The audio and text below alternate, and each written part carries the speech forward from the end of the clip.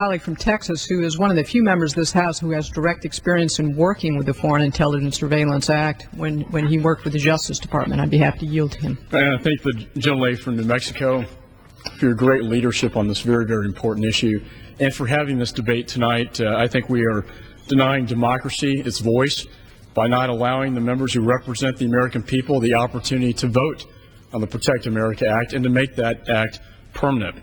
As the gentlelady mentioned, I do have experience in the Justice Department in this area. I applied for FISA warrants while I was there. This statute was never intended to apply to overseas intelligence. It was solely intended to apply to agents of a foreign power who were in the United States.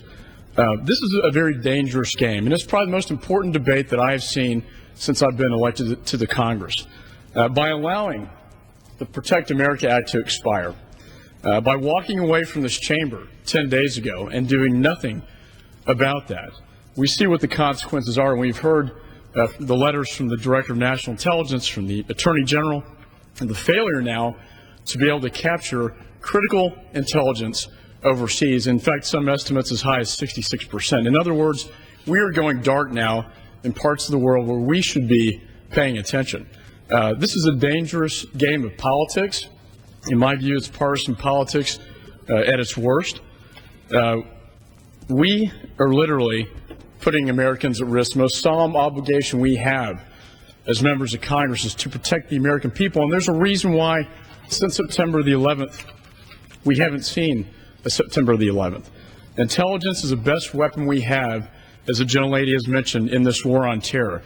And the idea that somehow when American soldiers are kidnapped in Iraq, overseas by al-Qaeda, and yet we are denied the opportunity to listen in because we have to get lawyered up and have to go through the FISA court to get that emergency warrant. And in the meantime, one soldier is killed and two we have not heard from since.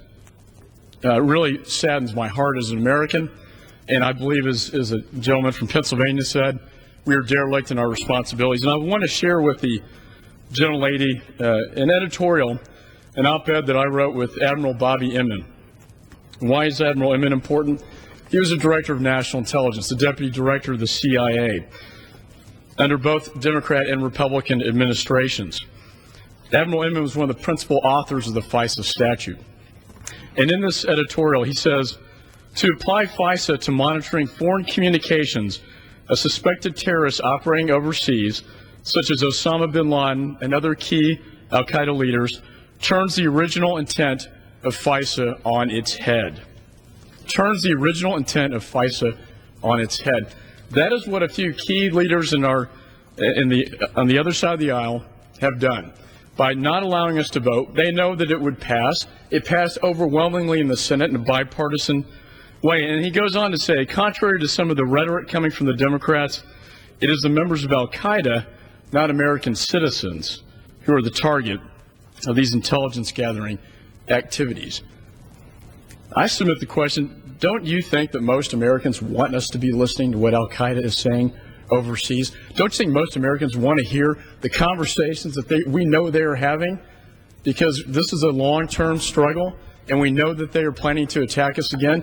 Don't the American people want us to be listening to that? And yet, by failing to make this Protect America Act permanent, we are denying that opportunity. And if I could just end by saying that if, God forbid, something happens between now and the time we can finally get this body together to pass this act, and American blood is spilled, that blood will be on the hands of all members of Congress. We need to get this act passed.